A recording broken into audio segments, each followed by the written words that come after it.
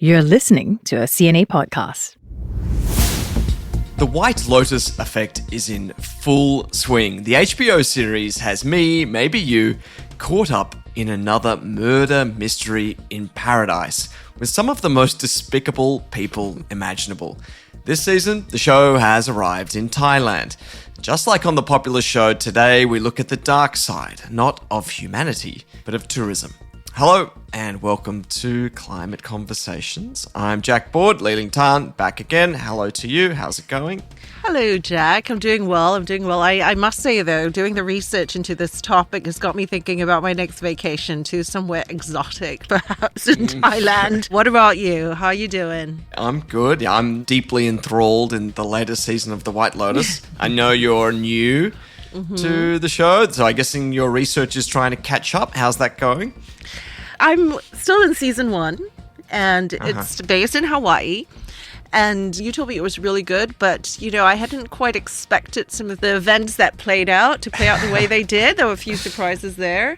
But yeah, I'll probably keep watching for a bit. I want to get to the Koh Samui season. Are you hooked on the theme song?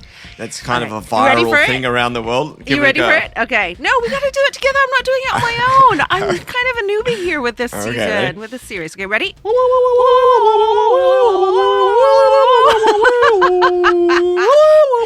Great job, Jack. Okay, pretty good.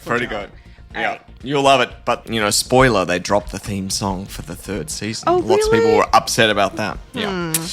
Lots of memes around this song. Okay, let's get into the quiz. As you know, Season 3 of The White Lotus is set in Thailand. Filming locations include Koh Samui and Phuket and Bangkok. Following the announcement of that, searches for travel to Koh Samui spiked. I want to know today, by how much do you think hotel bookings reportedly increased after HBO confirmed the filming location? Now, this is before the show even came out, so it's not including the interest in Thailand now that it's airing. I mean, who needs a TV show as a reason to go to Thailand or to Phuket Right. or Koh Samui? I mean, seriously, what are these people thinking? So this is the quiz for today. Let's go through the pod and see if there are clues to the answer to your question. We'll have the answer at the end. Now for our main story this week. The White Lotus effect. It's the rush of people wanting to get a taste of a luxurious life, an exotic location that they see on TV.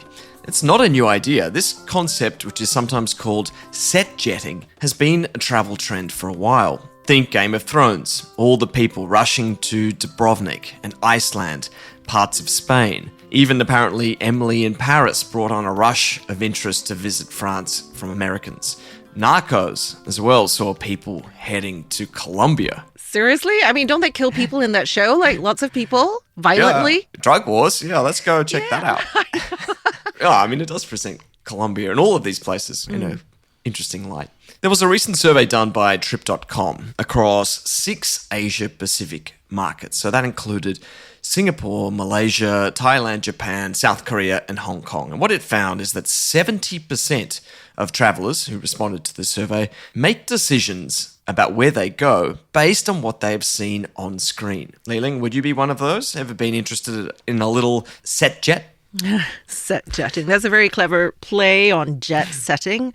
And no, I've never really been into set jetting. I've seen movies that make me want to maybe go visit places like The Talented Mr. Ripley, make me want to go to the Amalfi Coast, English Patient, make me want to go to visit Tunisia.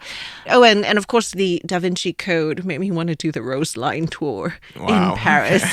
But, it hasn't been enough to actually make me book a holiday to those places. What about you? I would say the same. Like, I've definitely been interested in filming locations. Like, I've been to Dubrovnik and gone, oh, okay, this is Westeros. Yeah, Westeros.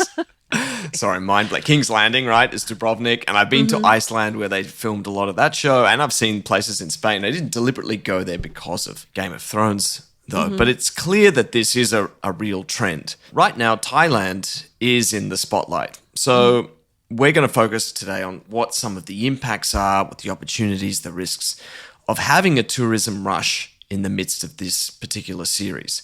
Now, remember that the countries and cities are really aware of the power of a popular production, and they do vie to serve as location settings for these hit shows or movies. There was a bidding war of sorts to get Mike White's White Lotus production to come to Thailand. They ousted other alternatives like Japan. And in this case, we're talking about big cash rebate incentives. There's been a lot of investment in top-class studio development in Thailand, infrastructure around these filming productions. And so the government seems very keen as well to get bang for its buck here and seize this opportunity to get more people to visit the country, which is always on its agenda. That's right. And here are some of the numbers to show how attractive and lucrative this can be for locations that serve as these settings. There was a reported 88% increase in internet searches for Koh Samui alone, and that was season 3. Yep, that's season 3. Before the show even premiered, luxury hotels in Thailand have seen a surge in bookings and web traffic, with some properties reporting a 104% year-on-year increase in website visits and a 41% rise in direct online booking. Ooh, there's a hint for the quiz.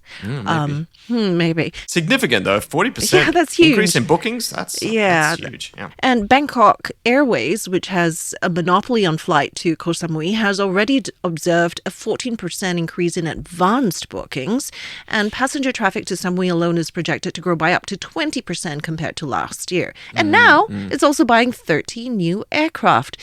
So overall, the government is hoping to increase foreign tourist arrival numbers to 40 million people in 2025. And that's up from 35.5 million last year. It's a sizable increase, right? Yeah, that's numbers that would be bigger than pre-pandemic levels, which is what the government has been pushing to do. So we know from all of those numbers that you've given that more people are searching for finding out more about Thailand and booking holidays there. I want to talk specifically about what it means for Koh Samui in particular. Now, I did reporting on the holiday island about 18 months ago about the issues being faced there, long before we knew that the White Lotus would be filmed there. What you have is businesses and residents on what is already one of Thailand's most popular tourism islands facing this daily reality of a lack of water supplies. It's driving this private water business boom. It's also raising really deep questions about what sustainable development looks like on Samui and similar types of islands. Samui's been in this grip of a full-blown water shortage crisis. So for months, you have this combination of drought conditions, you have unreliable infrastructure, and then the booming tourist arrivals, leaving authorities largely unable to service the population. And these issues remain to today. So now we have the White Lotus set there and a lot more people wanting to come and visit. Why is there a shortage of water there? We know that islands often have this issue. Could it be climate change? Yeah. I mean, climate change is part of it, of course. I mean, the nature of small islands means that, of course, fresh water supply can often be lacking. Koh Samui is no exception. It has 4 main reservoirs, which are mostly used as sort of emergency backup in the event of prolonged dry periods. And these local reservoirs can typically only provide less than a quarter of what Samui's peak daily water needs are. And they have an underwater pipeline from the mainland, which was completed in 2019. So that's the primary source of water to the island. But amidst all these shortages, you have these private water operators now stepping in to try and, save the day, and also reaping the dividends of selling water to people. And these people are businesses, they're hotels, they're resorts, even private residents having to buy water that they need every day. And then climate change too. The onset of climate change could result in permanent changes to seasonal weather patterns. So that means prolonged hotter periods, and then that's providing less certainty around the availability of local water. Okay, that all makes sense. But let's bring this back to these tourists depicted as rather awful people in the show. These very wealthy, right? Quite hard to stomach. Now, these are, of course, very wealthy visitors to the White Lotus, which is actually the 4 seasons. And for most of us, staying at a resort like that is way out of reach. We're talking around $3,000 per night for a suite that you see in the show. But you heard the numbers. Lots of people are already flocking there. So how would they further drain resources and worsen the water issue there, Jack? We We know they're bad people, so of course they're using up all the water. Look, it is overpopulation, right, of the island that causes the most strain on limited resources. Remember, in the 1970s, that was basically just a jungle escape for some intrepid backpackers. Ever since then, it's transitioned from kind of a stop on the hippie trail to now being this fully fledged luxury resort destination. And some 30,000 visitors were expected on Samui on a daily basis during the high season. Wow. And that's looking back a year. It's likely even higher now. Yeah. You mentioned more flights, Bangkok Airways buying new planes. Back in 2014, there was a restriction of 36 flights per day. So it was a natural bottleneck to reaching Samui. In 2023, that number more than doubled. Then you have more hotel rooms, restaurants, the golf courses, the five-star villas growing exponentially. So too is the burden. So too are the staff needed to serve all of this infrastructure. Overpopulation leads to overconsumption, and that's why there's this shortage of water. And now you talk about the luxury hotels. I didn't get to go to the Four Seasons, unfortunately. And I do have a friend who works for that. $3,000 a pop. Yeah, CNA were like, no, you can't go there. I did get to interview the manager of the W and also visit the Sala in Samui. They're both five-star resorts. For the W, what was really interesting is when I spoke to them, only about 10% of their water was coming from public sources. They just couldn't access those public sources any longer. And it used to be 90%. So you can see this shift, and luxury hotels are caught up in it just like everyone else. Now, that's just Koh Samui, but of course, we know it's also happening in Phuket and to a different extent in Bali, in Boracay, in Langkawi. And this speaks to a lack of tourism policies that are sustainable. We know that the climate will make these challenges tougher, but at the same time, trying to grow business is always the priority, it seems. More people, more spending, more consumption. I should say, though, that Thailand does have some strategies to promote alternative destinations apart from the jewels in the crown, so to speak, and Samui would be one of those jewels. But that does remain a little bit patchy right now. I have a story out this week, which is looking at the sustainability of tourism in Hua Hin, which is a coastal city a few hours drive from Bangkok, which right now is eyeing international flights to its airport by next year. So the growing pains are very real.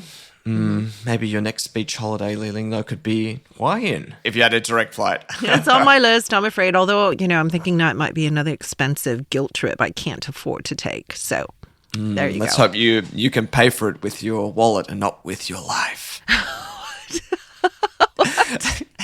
Oh, that's what happens on the White Lotus, right? Someone's got to get killed. Oh, yeah, that's right. Stay safe. Okay, back to the quiz question then. By how much did hotel bookings in Koh Samui reportedly increase after HBO confirmed the filming location? I'm going to go with about 50%. Earlier we heard, 41% online bookings. So I'm just going to go up a little bit higher and go with 50%. Pretty close. Woohoo! 44%. I'll give it to you. All right. Sizable amount of interest, right, in one place before the show even aired. So I can't imagine what those numbers are looking like now. Okay, that's all for this episode of Climate Conversations. Thanks, as always, for joining us. Give us some comments, give us some feedback. Love to hear from you. Catch you again next week, everyone. I'm Li-Ling Tan. Bye for now. I'm Jack Board. Thanks, as always, to the team put together this podcast. Saya Win, Tiffany Ang, Janani Jahari, and Chris Spina Roberts.